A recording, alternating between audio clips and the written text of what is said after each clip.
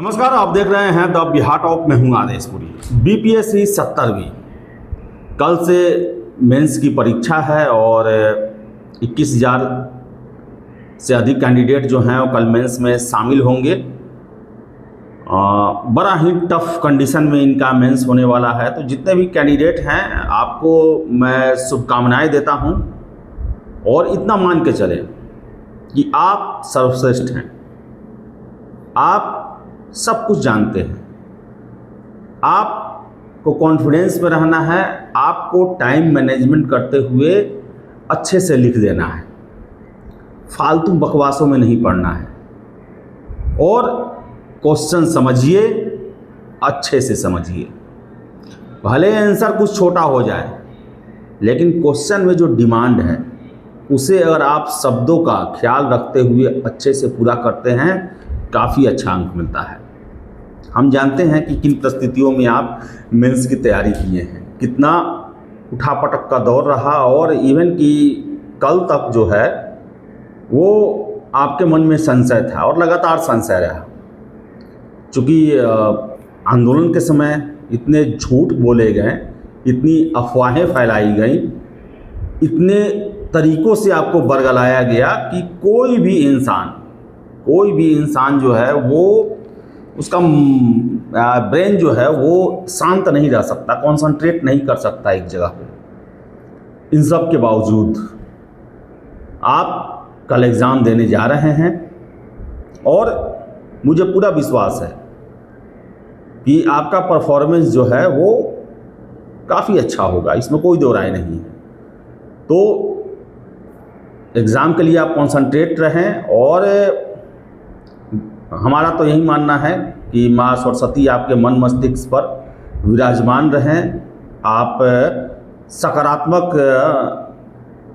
पूरे तरह से रहें और एग्ज़ाम आपका अच्छा जाएगा, ऐसा हम आशा करते हैं। इसके साथ साथ बहुत सारे छात्र लंबे समय तक 70वीं री एग्ज़ाम से जुड़े रहें, गर्दनी बाग में रहें, बिहाइंड द सीन रहें। बहुत लोग जो हैं वो घर से ही डिजिटली सपोर्ट में थे और ये कोई दो राय नहीं है कि एक बहुत बड़ा समर्थन आंदोलन को मिला और आंदोलन के फलस्वरूप कोर्ट में भी मामला गया और कोर्ट में हाई कोर्ट, सुप्रीम कोर्ट दोनों तरफ से छात्रों को निराशा लगी। अब इसको लेकर जो है मंथन का दौर चल रहा है, आरोप प्रत्यारोप विभिन्न ग्रुप में चल रहे हैं। अब बहुत सारे प्रश्न उठाए जा रहे हैं कि शिक्षकों की एंट्री क्यों हुई, राजनेताओं की एंट्री क्यों हुई। अब चलिए, अब तो सब कुछ हो हवा गया और अब आगे लगने की ज़रूरत है। आपको मैं बता दूं कि लगातार जब आंदोलन शुरुआत हुआ उस समय से ही हमने आपको हिंट देने की कोशिश की थी कि आप सिर्फ आंदोलन में ही अपने आप को न झोंकें। आप देखिए, आप आंदोलन जीवी नहीं हैं और आपको आंदोलन में आपको शामिल होना ही चाहिए। जब भी अन्याय हो आपको शामिल रहना ही चाहिए उसमें, अन्याय के खिलाफ। और ज़रूरत था उसमें आपको कि आप एक लकीर खींच के रखते कि आप कम से कम तैयारी में भी हैं। लेकिन कुछ ऐसा हुआ आंदोलन में कि लगातार झूठ बोले गए, अफवाहें फैलाई गई। आपको पता है हर एक अफवाह को लेकर, और हमने उस समय भी ये कहा था छात्रों को कि आप आंदोलन में रहें लेकिन मेंस में भी लगे रहें। और उस समय मेरा ही विरोध हुआ, क्योंकि मैं जानता था कि चलिए ये जो री एग्ज़ाम जो टारगेट है ना, वो छात्रों के द्वारा बहुत जल्दबाजी में, पता नहीं किसके द्वारा ये सेट किया गया, बहुत जल्दबाजी में सेट किया गया और इतना बड़ा एक अपना शर्त रख दिया गया जिस पर आगे वाले को भी हठधर्मिता अपनाना पड़ा। री एग्ज़ाम बहुत बड़ा मांग था, ये छोटा मोटा मांग नहीं था, बहुत बड़ा मांग था। और ये मांग जो है, इस पर विचार होना चाहिए था उस समय। आपको इंक्वायरी का मांग होना चाहिए था, प्रश्न पत्रों को लेकर मांग होना चाहिए था, क्यों गलतियां होती हैं।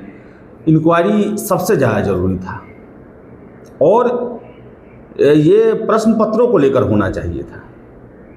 देखिए, मैं हमेशा से कह रहा हूँ, बापू परीक्षा परिसर में जो हुआ उसको लेकर आयोग ने एग्ज़ाम कैंसिल करके पुनर्एग्जाम करवा के एक एज ले लिया था, और इसका फ़ायदा आप देखे होंगे कि इसको ना हाई कोर्ट ने सीरियस लिया ना सुप्रीम कोर्ट ने सीरियस लिया, और सबसे ज़्यादा बहस जो है इसी मुद्दे पर होते रह गया। अरे वो तो आयोग खुद मान रहा है, डिस्ट्रिक्ट एडमिनिस्ट्रेशन खुद मान रहा है कि हमारी व्यवस्थाएं वहाँ फेल्योर रही, इतना फेल्योर रहा कि वहाँ पर प्रश्न पत्रों को लूट लिया गया, हम प्रश्न पत्र पहुँचा नहीं पाए, और इसी वजह से हम एग्ज़ाम कैंसिल करते हैं और उस सेंटर को हटा के हम अलग अलग सेंटरों में इसे पूरा करते हैं। देखिए, आप एक एक छोटा छोटा चीज़ देखते हैं, इसलिए आपको लगता है कि ये हुआ वो हुआ। कोर्ट मोटे तौर पर देखता है। जो व्यक्ति सीधे नहीं जुड़ा हुआ है इससे, वो मोटे तौर पर देखता है कि चलो भाई गड़बड़ हुआ एक जगह, दूसरे जगह से कोई ये नहीं मिला, कैंसिल तो कर दिया, दोबारा तो ले लिया, इसमें दिक्कत क्या है। यही चीज़ जो है वो कोर्ट में गया। और प्रश्न पत्र, मैं आपको शुरू से कहते आया हूँ कि प्रश्न पत्र एक ऐसा एविडेंस है जो कि आयोग के द्वारा ही दिया जाता है, आंसर की आयोग के द्वारा ही दिया जाता है, और उसका सही आंसर क्या होगा वो भी प्रमाणिक पुस्तक है, जनरल है, गजट है, बिहार सरकार के मैगजीन और पुस्तकें हैं, उसका ठोस प्रमाण है। हमेशा कैसे प्रश्न पत्र गलत हो जाते हैं, प्रश्न जो हैं वो गलत हो जाते हैं, क्यों उत्तर जो है वो अटपटे दिए जाते हैं, इन सब पर फोकस होता और इसको लेकर जांच की मांग होती। जांच में बहुत कुछ खुलकर सामने आता, लेकिन इतना बड़ा टारगेट रख लिया गया। अब जैसे कि अब मान लीजिए कि आप अपने गार्जियन से आप सोचते हैं कि हमें एक मोबाइल लेना है, एक बार में बोलिए कि हमको 1.25 लाख रुपया चाहिए, हमको एप्पल का मोबाइल लेना है, 4 डांट सुनिएगा, नहीं मिलेगा। लेकिन हाँ, थोड़ा थोड़ा करके अगर आप मांगिएगा, इकट्ठा कीजिएगा, तो आपका मांग पूरा हो जाता है। आप कहेंगे कि हाँ हमने 90,000 रुपये जमा कर लिया है, 1 लाख रुपये जमा कर लिया है, 20-25 हज़ार का ज़रूरत हो, वो मिल जाएगा। तो वही री एग्ज़ाम के साथ यही हो गया कि आप इतना बड़ा टारगेट सीधे रख दिए कि उस पर कोई आगे वाला जो है वो विचार करने को ही तैयार नहीं था, और उसके लिए आप वैसा साक्ष्य नहीं दे रहे थे, आप वैसे जगह का चर्चा कर रहे थे जिसका एग्ज़ाम ऑलरेडी कैंसिल हो गया था। तो ये बात जो है वो कहीं नहीं कमज़ोर हो रही थी, और मैं ये शुरू से बोल रहा था कि भाई एग्ज़ाम तो कैंसिल कर चुका है आयोग, ये एक एज ले चुका है। वो किसी भी थर्ड पर्सन के पास आप जाइएगा, जैसे सरकार हुआ, कोर्ट हुआ, वो तो कहेगा सीधे कि यार ये तो एग्ज़ाम कैंसिल हो गया, इसमें क्या दिक्कत है। और रहा बात उसके बिना पर आप पूरे एग्ज़ाम को कैंसिल कराने की बात करते हैं, तो नीट वाले एग्ज़ाम में क्या हुआ, सुप्रीम कोर्ट फैसला दे चुका था कि भाई जब क्वेश्चन जो है उसका फैलाव बहुत ज़्यादा नहीं हुआ, अगर लीक हुआ और एक जगह ही सीमित होकर रह गया, ऐसे में सब लोग को दंडित करने की ज़रूरत नहीं है, सभी को दोबारा एग्ज़ाम देने की ज़रूरत नहीं है। और आप सोचिए कि सुप्रीम कोर्ट इसी साल, पिछले ही साल ये फैसला सुनाई हो, बिहार के रेफरेंस में ही सुनाई हो, उसे हाई कोर्ट क्यों नहीं स्वीकार करेगा। हाई कोर्ट तो सुप्रीम कोर्ट के फैसला को फॉलो करेगा ही, और यही चीज़ आयोग ने भी रखा कि चलिए बापू परीक्षा सेंटर पे हुआ, हमने कैंसिल कर दिया, क्वेश्चन लीक का कोई एविडेंस नहीं है, ईओयू के द्वारा कुछ ये नहीं बताया गया है कि उसके द्वारा भी ये कहा जा रहा है कि नहीं लीकेज नहीं हुआ है। और ये चीज़ जो है ये स्थापित हो गया और आयोग इसमें निकल गया। तो खैर, अब ये तो हमने शुरू से आपको बहुत चीज़ बताने की कोशिश की, लेकिन हमारे बारे में ही उल्टा फुल्टा क्या क्या नहीं आरोप लगाए गए, परिवार पर हमला किया गया, फिर से आयोग का दलाल तक कहा गया, बहुत ऐसे ऐसे बात बोले गए जिनको सुन के काफ़ी दुख लगता था। बावजूद इसके हमने प्राय प्रयास किया कि मेरा धर्म है आपको सही सूचना देना, सही बातों को रखना, और हमने लगातार आपको ये बातें बताई हाँ, हाई कोर्ट और सुप्रीम कोर्ट के फैसले को लेकर हमें ये आशा नहीं था कि इस तरह रफा दफा हो जाएगा। हमें ये था कि कुछ ना कुछ तो होगा, बड़े भले ही री एग्ज़ाम ना मिले लेकिन कुछ ना कुछ इसमें होगा, और लगातार इसको लेकर हमने खबर भी किया, लेकिन दुर्भाग्य कि ऐसा कुछ भी नहीं हुआ। तो अभी आरोप प्रत्यारोप का दौर चल रहा है, और ये होता है जब किसी आंदोलन में आप लंबे समय तक जुड़े रहते हैं तो उसके बाद नहीं रोक पाते हैं लोग, भावनाएं जुड़ी होती हैं, किसी हर एक आदमी के एक दूसरे के कदम पर जो है वो उंगलियां उठाई जाती है। तो इन सब से उबरने की ज़रूरत है आपको। और 71वीं को लेकर बता दें, 71वीं सिविल सेवा भी आपका इंतज़ार कर रहा है। अब 71वीं को लेकर हम आपको खबर देते थे तो इस पर भी प्रश्न उठाया जाता था, ये गुरु घंटाल और उसकी टीम के द्वारा, कि ये आयोग के द्वारा प्लांटेड खबर है और ये आंदोलन को कमज़ोर करने की कोशिश की जा रही है। अब मैं पूछता हूँ कि आंदोलन को कौन कमज़ोर किया? मैं तो आज तक ये बात डंके की चोट पर कह रहा हूँ कि मई में नोटिफिकेशन आ रहा है, और ये बातें मैं जनवरी से कह रहा हूँ। जनवरी से कह रहा हूँ कि 1500 प्लस सीट रहेगा और मई में नोटिफिकेशन आएगा 71वीं का, और मैं आज भी कह रहा हूँ। और आपको अन्य स्रोतों से भी अब जानकारी मिलनी शुरू हो गई है कि 71वीं का नोटिफिकेशन मई में ही आएगा। तो मैं हवा में बात नहीं करता और किसी को खुश करने के लिए या किसी को नाराज़ करने के लिए खबर नहीं करता।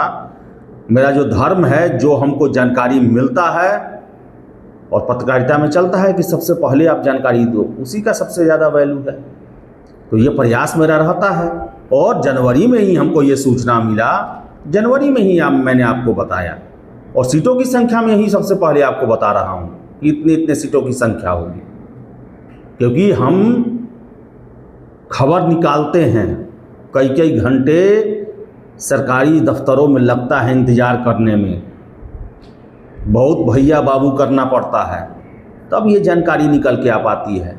ये नहीं कि हम सुबह से फिक्स किए कि आज इस टीचर, आज उस टीचर, शाम को इस टीचर, सुबह उस टीचर, इसका बड़ाई उसको गाली दिलाना, ये मेरा काम नहीं है।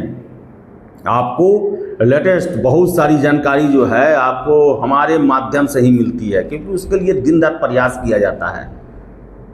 खबर कम होता है अपडेट के लिए ही, कि आपको हर एक चीज़ कम से कम पता हो। मैंने हर एक चीज़ आपको बताया है, हर एक चीज़ को लेकर बताया है कि बाबू ये होने वाला है, लेकिन हम पे ही आरोप लगाया जाता। चलिए कोई बात नहीं, होता है। बहुत लोग जो है आंदोलन में जुड़े ही इसलिए थे, अपने स्वार्थ को पूरा करने के लिए, उनको री एग्ज़ाम से कोई मतलब नहीं था, और मेरी बातें जो हैं उनके स्वार्थ के विपरीत थी, इसलिए वो हमको ही चोर और दलाल और क्या क्या नहीं बना देते थे। चलिए उससे कोई फ़र्क नहीं पड़ता है। आज वही लोग जो हैं उजागर हो रहे हैं। और 71वीं को लेकर हम बता दें आपको कि 100 एसडीएम का सीट है, ये आ चुका है, बीपीएससी को भेजा जाने वाला है। 50 के आसपास एसडीएम का सीट आने वाला है, अभी आया नहीं है। फिर से बता दें आपको हम कि आरडीओ को लेकर संभावनाएं कम बनती हैं, लेकिन हो सकता है कुछ सीट, और ये 25 से ज़्यादा नहीं होने का संभावना है। अगर आ जाए तो 25 के आसपास। सीटीओ 200 प्लस रहने की संभावना है, अभी वो भी नहीं आया है। फिर से आपको हम बता दें जो वित्तीय प्रशासनिक सेवाएं हैं उसका 79 है, ब्लॉक कोऑपरेटिव ऑफिसर 502 है, अल्पसंख्यक कल्याण पदाधिकारी 459 है, आरओ यानी कि रेवेन्यू ऑफिसर 45, ये अभी तक आया है। और बताएं आपको हम कि अप्रैल तक आयोग के द्वारा सभी विभागों को पत्र दिया गया है कि आप सभी अधियाचना को भेज दें, यानी 30 अप्रैल तक अधियाचना लेने का प्रोसेस जो है वो समाप्त हो जाएगा। और उसके बाद बीपीएससी 71वीं सिविल सेवा को लेकर नोटिफिकेशन जारी करेगा, यानी मई में ये नोटिफिकेशन जारी हो रहा है। और बता दें आपको हम 70वीं का ये अवतार है, यानी कि 70वीं का पॉइंट 2 है 71वीं बहाली। 200 एसडीएम 70वीं में था, इसमें 100 है। डीएसपी 136 था, इसमें 50 के आसपास रहेगा। सीटीओ 157, इसमें 200 है। बहुत अच्छा है, ये भी ऐसा मौका नहीं मिलता है। देखिए आपको मैं फिर से बता रहा हूँ आपके पढ़ने लिखने की जो और कंपटीशन में एग्ज़ाम देने का समय जो है वो 7-8 साल रहता है, जब आपका जोश रहता है, परिवार आपका साथ देता है और परीक्षा देने में आप जो है काफ़ी सीरियस रहते हैं। उसके बाद जो है ये बर्डन बनना शुरू हो जाता है। तो चलिए 70वीं में जो हुआ सो हुआ, 71वीं में आप पूरा जी जान लगा दें। 71वीं में आप पूरा जी जान लगा दें और 71वीं भी एक बहुत अच्छा मौका है, इसे आप निकालें। नहीं तो ये साबित करना, सिद्ध करना क्या आप आयोग को और सरकार को साबित करवाएंगे? आयोग में हर एक 2 साल में लोग बदल जाते हैं। 4 साल बाद आप ही को जूनियर आपको नहीं पहचानेगा कि 5 साल पहले कौन आंदोलन किया था, क्या हुआ था। जज जो कोर्ट में जो है जज बदल जाते हैं 2-3 साल के अंदर में, सब कुछ बदल जाता है और इसी का फ़ायदा जो है कुछ लोग उठाते हैं। एक ही गलती करते रहते हैं, छात्र नया, कोर्ट में जज साहब नया, काम लेकिन वही। तो 71वीं पर आप ध्यान दें और पूरे जी जान से लड़ें। और जितने भी 70वीं मेंस देने वाले कैंडिडेट हैं, ऑल द बेस्ट। माँ सरस्वती का आप पर आशीर्वाद बना रहे, मन मस्तिष्क पर विराजमान रहे हैं माँ सरस्वती, और आप बेस्ट परफॉर्मेंस करें, ऐसा हम कामना करते हैं। फिलहाल इस वीडियो में इतना ही। वीडियो पसंद है लाइक शेयर करें, हमारे चैनल द बिहार टॉप को सब्सक्राइब जरूर कर लें। धन्यवाद।